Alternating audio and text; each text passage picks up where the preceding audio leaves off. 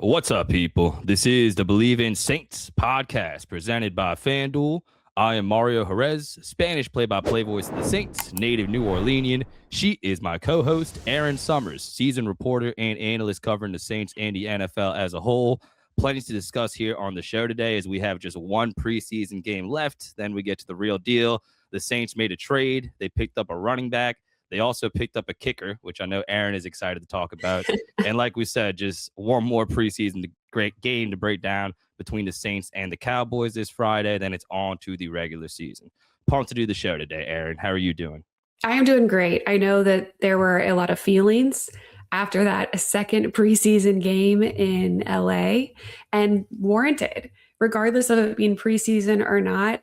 A game where you have 12 penalties is not good, regardless of preseason or not, especially second preseason game. You've had a number of weeks now to get on the same page. So definitely dive into that. Yeah, and I guess we'll start right there because that game was awful. I was telling you before the show, I had to do the Spanish broadcast, and it was really tough kind of staying engaged and trying to stay entertaining at times. Made a few Brenda Song references. I never thought I'd call the same NFL game as Brenda Song, but that happened on Saturday. And not much else happened good for the New Orleans Saints. And like you said, Erin, it doesn't count at the end of the day, but you definitely want to see a better performance on Friday. We'll talk a little bit about the starters playing in that game versus the possibility of them not playing. But that was terrible, what we saw on Saturday. And there's something to be said, I guess, for the team being tired. I know they had not one, but two very intense joint practices where a lot of these guys were participating.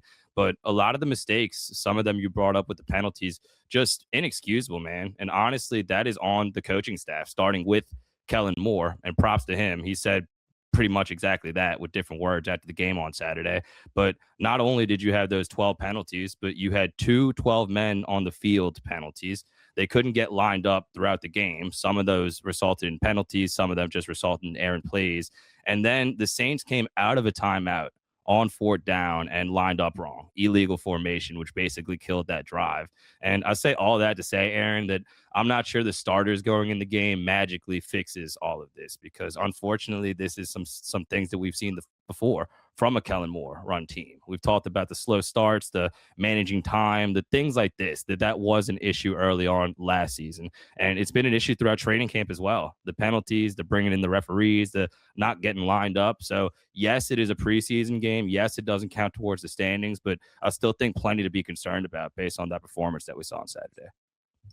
The two areas that stood out in a negative way are two things that we saw consistently last season: the Saints' penalties and issues in the red zone, scoring wise. Last year, they were dead last in the league, scoring in the red zone at 44.4%. That's not going to do it. That is definitely not going to win you games. That is an area that they knew that they had to fix. That area became a problem again on Saturday, especially when quarterback Spencer Rattler finally does do something good, drives the team down the field, and then throws a pick six that ends up in a 100-yard return for a touchdown because he threw it in the end zone. And that is not how you score when you are in the red zone, and is not going to equal to opportunities for teams to win. That is definitely an issue. And then when you go to the penalties, you mentioned 12, a lot of them pre-snap penalties. Last year, 2025, they had the 9th most penalties in the league just on the offense alone. 118 for 920 yards.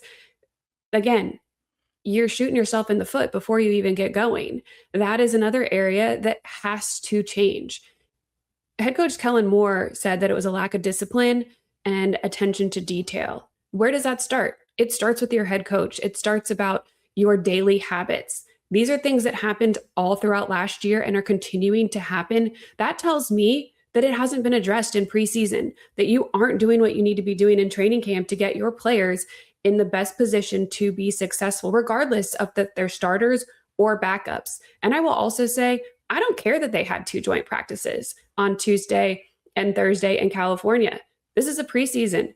Nothing is going to be the same once you get to the season, but that's the whole point. You got to get through the preseason, the physical toughness, the mental aspect of it. You have to persevere if you want to make the team. And these backups did not show that they're capable of that. It is an unfortunate outing on numerous accounts because we saw issues at every single level on Saturday, and it is something that has to be addressed by Coach Moore.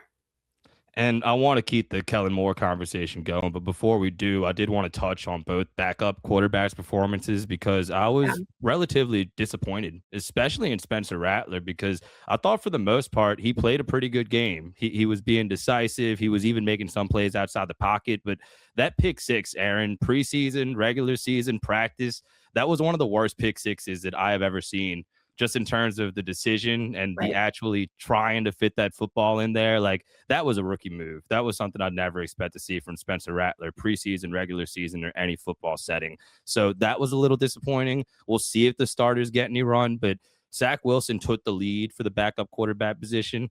Nobody did themselves any favors in this game to take any kind of lead. So that's definitely up in the air. And frankly, both of them need to play better football going into the regular season. I think most of the fans walked away from this game saying we don't have a backup quarterback, and the starters, especially Tyler Shuck, better stay healthy the entire year because there is not a viable option behind him.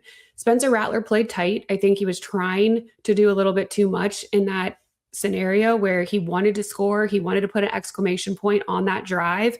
He knows that this battle is tight, and he did a little bit too much. He should have just thrown the ball away. There's so many different things that you could have done in that situation. You mentioned the decision making, and I think that's what it comes down to. But you want to always see your quarterback making smart decisions. So Coach Moore said that they are going to go through the film very closely for both Zach Wilson and Spencer Rattler because there is going to have to be a decision that's made. You alluded to the Friday game against the Cowboys.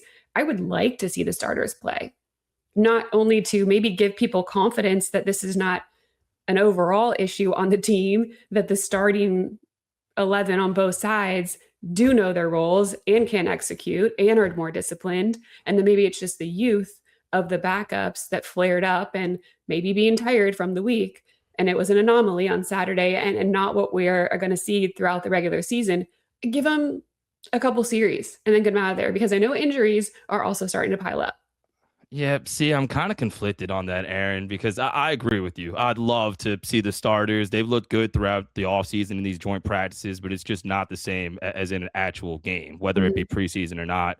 But I just don't really know what they gain out of that. And if the Saints can be patient, in other words, if Tyler Shutt does get a series or two and they go 3-and-out both times, are you going to continue to throw him on the field? Like, I don't think that's responsible. And I think there are a couple of guys that I absolutely do not want to see in the preseason because you just don't gain anything. And that's Chris Olave and Chase Young. Those two guys should not play in the preseason. Anybody else, I'm pretty open-minded. With Tyler, I think it's interesting because we've seen him in the joint practices, but I'm not sure if he really gains anything out of actually playing in the preseason game. And like I said, it is kind of a risk putting him out there. Are you even going to show your full offense? Are you going to have any quarterback runs with Tyler Shuck? I just don't know if the risk is worth the reward. It's not like I would be upset if the starters played in this game, but I don't know if I want to see them as badly as you do because I'm just trying to weigh the risk versus the reward. And yes, the fan base might be pissed off a little bit going into week one, given what we've seen, but maybe the patient approach might be a better one for the Saints. I think there's something to be said with letting the starters get into a real game, though, and see if there are similar issues. Let them go through the motions in a real game setting, not just a joint practice, and see what you have. Because there aren't a lot of new pieces on the defensive end, but there are a lot of new pieces on the offense. So see if they can get into rhythm where the chemistry is at, if the discipline is there.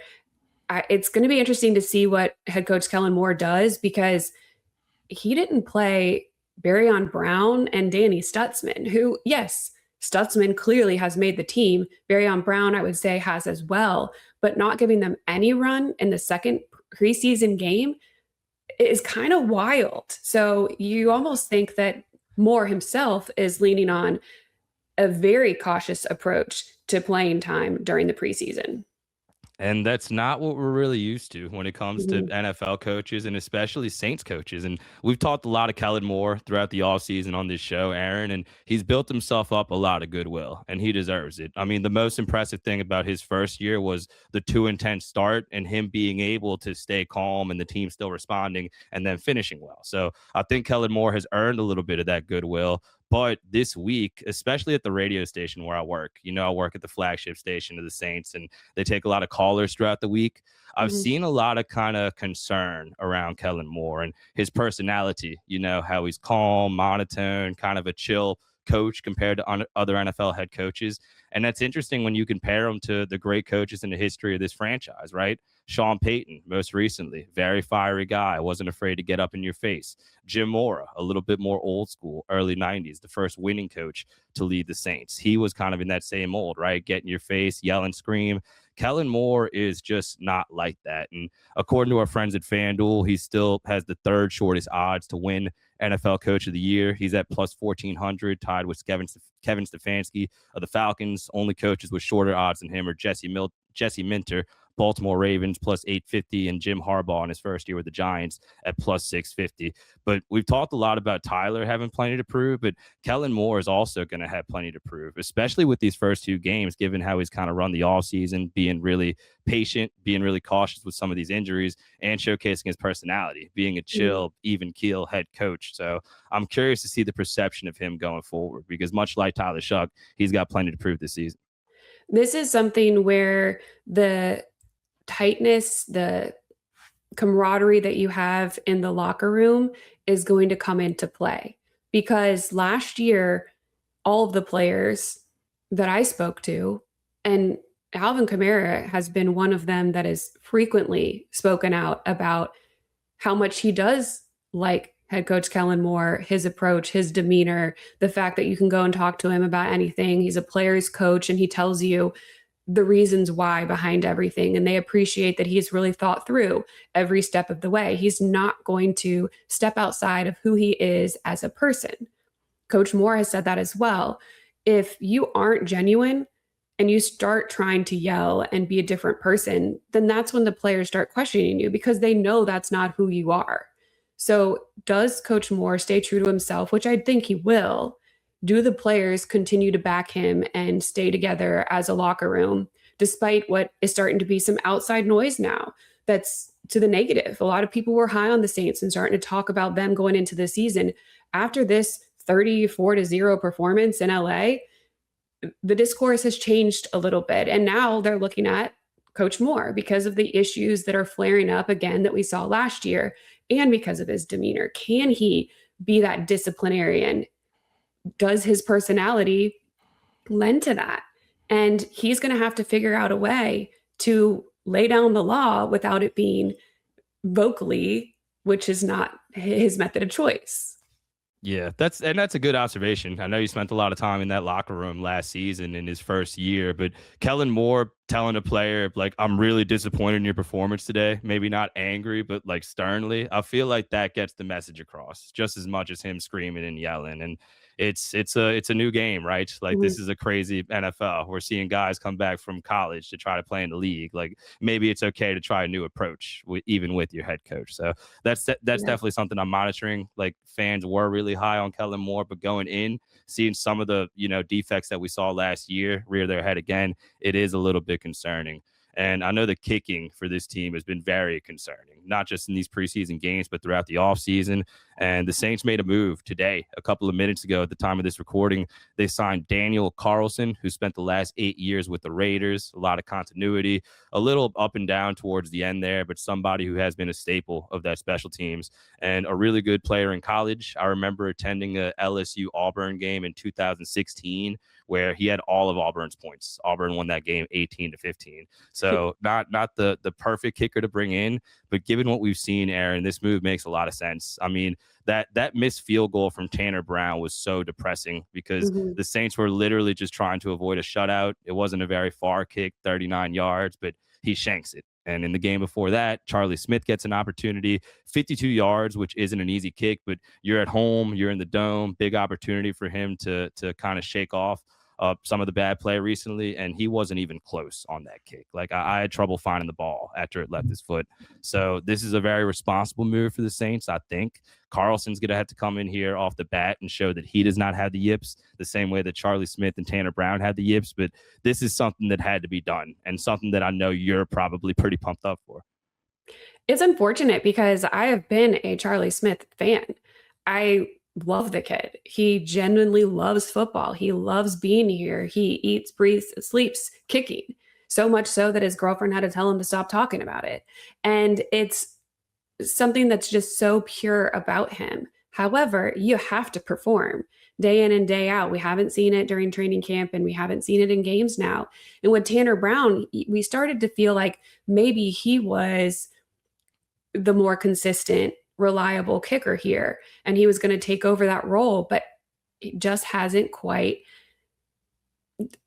grabbed the job. And then by missing that kick from 39 yards and an opportunity to at least walk out of there with some points on the board and save yourself some respect coming out of a 34-0 game and having it be 34-3, it's unfortunate that in that moment he couldn't deliver, because that, from a coaching standpoint, is what you want to see. A high pressure situation, and not a difficult kick, for him to be able to deliver, and he couldn't. So it leads to the Saints signing Carlson today. I think it's a good move. I think you bring in somebody who has a lot more experience in the league, a veteran kicker, whether he, puts a little more pressure on these guys to perform, or maybe he helps them figure some things out. I think his presence will be good either way. And if he wins the job, he's had a career of success.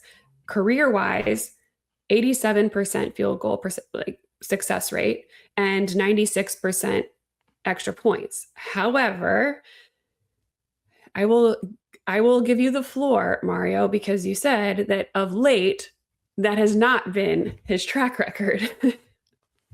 Yeah, no, I mean, I'm pulling up his Football Reference right now, but I believe he was 22 of 27 last season, but a lot of those came towards the very end. Has been in the league for 8 seasons, which is good, the continuity. But really, I'm looking towards the end of last year, had a bad stretch, but throughout his career, he's been pretty good. I mean, just looking at the last 4 seasons, 34 of 37, 26 of 30, 34 of 40, and then 22 for 27 last year. I mean, this is somebody who has been pretty accurate throughout his career. I mean, just based on the stats, I guess it's similar to Will Lutz when the Saints let him go. Like, as a whole, his stats in his career were really good, but towards the end, missed some kicks, and not even that many kicks. But I guess they think that he's kind of a depreciating asset, and it was time for him to let him go. And honestly, off top, I'm not really sure about the Raiders kicking situation, if they brought anybody in. But this could really be a coup for the Saints, picking up somebody who, like you said, not only has experience, but has been fairly accurate and is definitely more proven than Charlie Smith or Tanner Brown. So I really like this move. I'm like you. I like Charlie Smith. I saw him at the Irish-Italian parade a few months ago. Like, he loves New Orleans. He has a really good head on his shoulders, but this is some healthy competition. And frankly, this could be the future for the Saints kicking situation going into 2026. Yeah, I mean, you need an option for this year that's going to be somebody that you can rely on and count on. Is that Daniel Carlson? Can he help bring along maybe Charlie Smith, Tanner Brown, if you keep one of them on the practice squad? They could potentially still be your future. They can be a younger asset, but you need somebody that's going to be able to perform this year, that you aren't trying to make those difficult decisions in the red zone, or when you get into their range, are you going to go for it or not? You don't need that to be an added element of the game that you're trying to figure out. Yeah, no, well said. This is something that had to happen, in my opinion. So we'll see what goes down with Daniel Carlson, the newest member of the New Orleans Saints. The second newest member of the New Orleans Saints is at the running back position, and that is Zamir White, as the Saints trade Deion Jones, who was on the team less than 2 weeks, for Zamir White, who was on the 49ers for 11 days, less than 2 weeks. He is a fifth-year man out of the University of Georgia, and he had a really good stretch of games towards the end in 2023. I remember that, Aaron, because I picked him up on my fantasy team, and I had a good week that week. There you go. Thank you. Towards the end of 2023, he had, and this is in 4 starts where Josh Jacobs was injured for the Raiders. He had 84 carries, 397 yards, no touchdowns in 4 games, but 4.7 yards per carry. But then you look at his stats from the last 2 seasons and you see why he was available for the Saints. In 2024 and 2025, just 215 yards on 77 carries for a 2.8 yards per carry clip.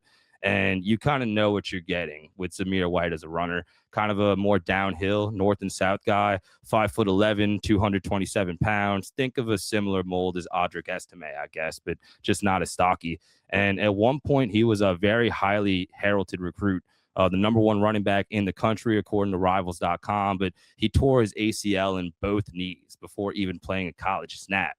But after that, came back a couple of years, had some productive seasons for Georgia, led the Bulldogs in rushing twice, and had a good effort in the national championship game against Alabama when he had 84 yards and a touchdown. So this is a player that I have fond memories of. He's been a little up and down in the NFL, but given the Saints running back situation, all the injuries that are going down there, I think this was another kind of responsible move for the Saints. If anything, just because you have a body at this position where you kind of need them right now. Yeah, you have another couple weeks before your first game of the season, September 13th. So you're going to need people to actually run your plays if you have an injury to your RB2 and Alvin Kamara, and then potentially RB3 in Audric Estime, and then Devin Neal leaves the game Saturday with another hamstring injury. 2 hamstring injuries in preseason alone doesn't bode well for your ability to be somebody you can count on. And you're already dealing with the running back in Kendre Miller, who has also had an injury history. Miller, though, did participate, did come back on the field. He wasn't extremely effective, 6 carries, 22 yards Saturday against the Rams, but you needed to add somebody just for some additional depth there in the room with all of the injuries that you have. I am glad that Travis Achan is holding it down because at least you can rely on him. CJ Donaldson had a good game on Saturday. He's another running back that got a lot of run, 4 receptions for 51 yards, 3 carries for 15 yards. So we're still trying to figure out what that room is going to look like. But right now, what it may look like game 1 of the season, I think will be different from what it looks like game 3, 4, 5, depending on some of these injuries. Yeah, and I have thoughts about Kendre. I thought he looked really good. Kamara was out there warming up and even doing some sprints, which is a good sign. But Aaron, we've spent a lot of time on the running backs, and rightfully so. It's been a very interesting race. But at the end of the day, Travis Achan is going to really have to earn that paycheck. He is going to be, I don't want to say the workhorse because there's going to be other elements of this run game, but it's important that he performs, has a good season, hits that 850.5 rushing yards. Shout out to FanDuel. Like, the Saints really need a good performance out of Travis Achan. And that's somebody who, again, I wouldn't mind seeing like a drive or 2 out of him, but I wouldn't risk him very much in the preseason. He is going to be a very important part of the Saints' success or lack thereof in 2026, which is kind of an obvious statement, but we just haven't seen him very much. And we've been talking a lot about these other guys. So I just wanted to make that point on the show today. Yeah, I think it's a valid one. He is going to take the majority of the carries for this offense because of injuries, because of reliability. I was excited about seeing him and AK together, and I think we're going to see that relatively soon in the season.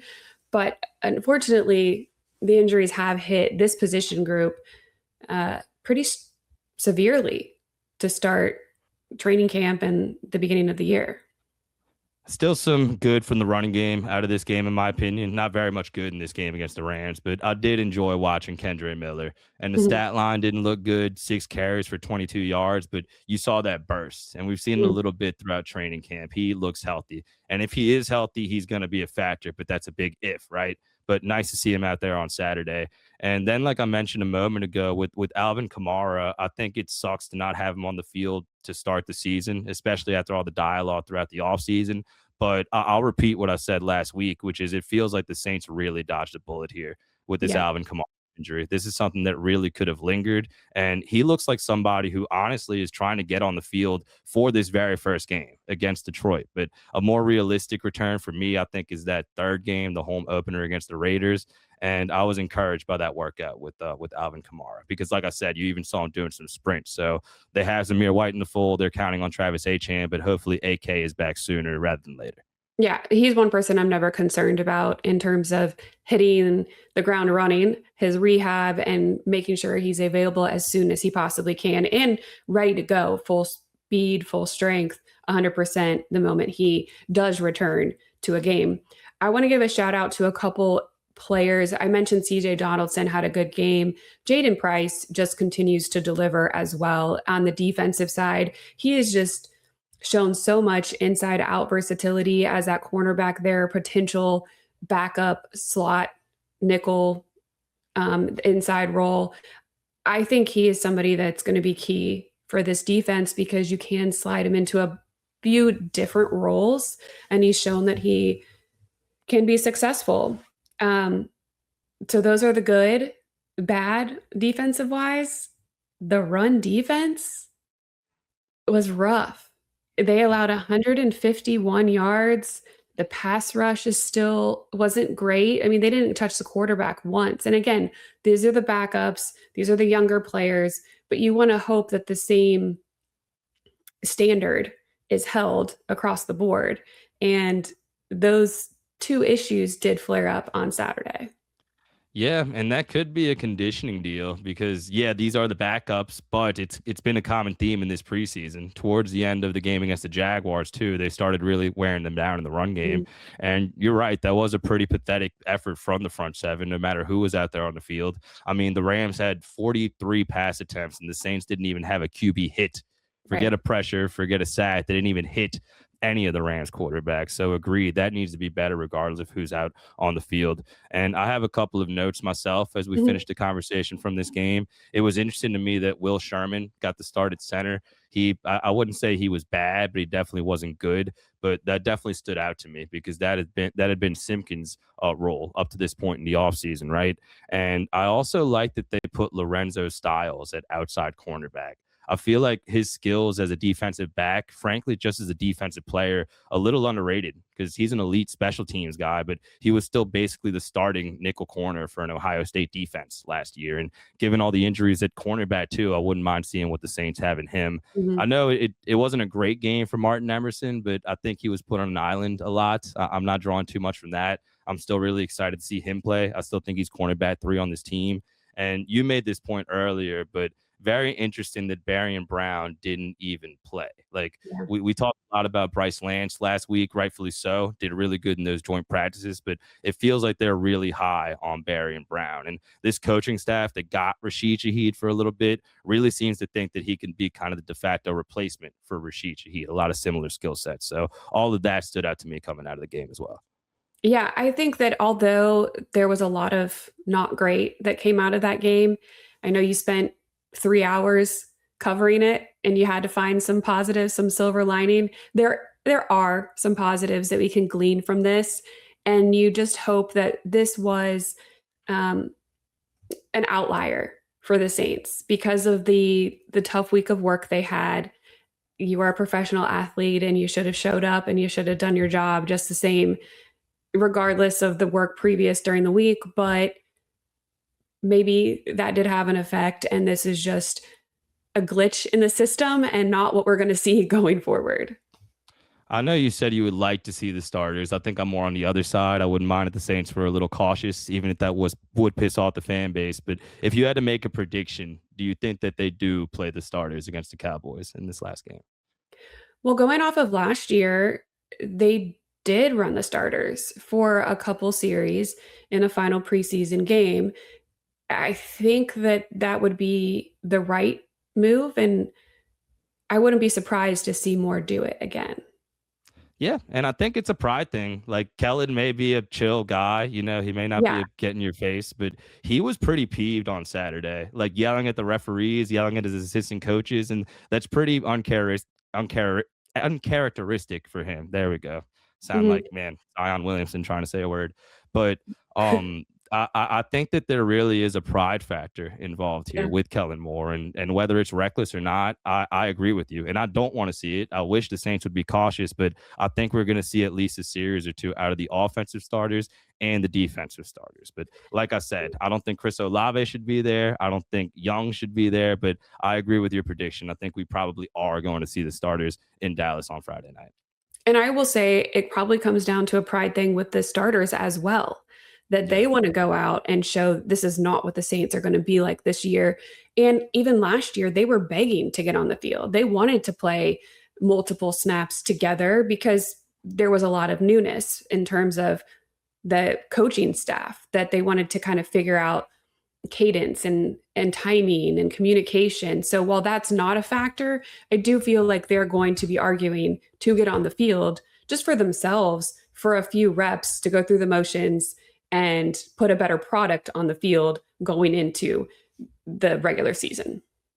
Saints wrap up the preseason against the Cowboys this Friday night. Erin and I will have our commentary going into that game. We'll see what happens with the starters there. Do you have any final thoughts before we wrap up the show today here, Erin? No, I'm excited. We're getting closer and closer to actual football that counts. And it's a good thing that Saturday did not. Yes, well said, my friend. Shout out to our friends at Katie's Restaurant, 3701 Iberville Street. Great place to go get a meal any time of day, early lunch, later lunch, dinner time, when the weather gets a little bit colder. Also an elite place to watch a game. We have preseason matchups coming up this weekend. We had the regular season coming up, and week 0 off and popping in college football this Thursday. Very excited about that. One of the most New Orleans restaurants in New Orleans, Katie's, whether you want some fresh seafood, a very underrated pizza selection, or the burgers, which I got into a couple of weeks ago, go see our friends at Katie's at 3701 Iberville Street, proud partner of Believe in Saints, Erin. So shout out to them. Also go see our friends at Francesca's Deli, another Scott Craig restaurant. So I want to thank y'all for listening. Don't forget to hit subscribe, leave a 5-star rating, and write a review. You can find us on Apple Podcasts, Spotify, Amazon Music, YouTube, or wherever you get your podcasts. For Erin, I am Mario saying thank you for listening. Thank y'all for watching. We will talk to y'all real soon here on Believe in Saints. Have a great week. Who dat?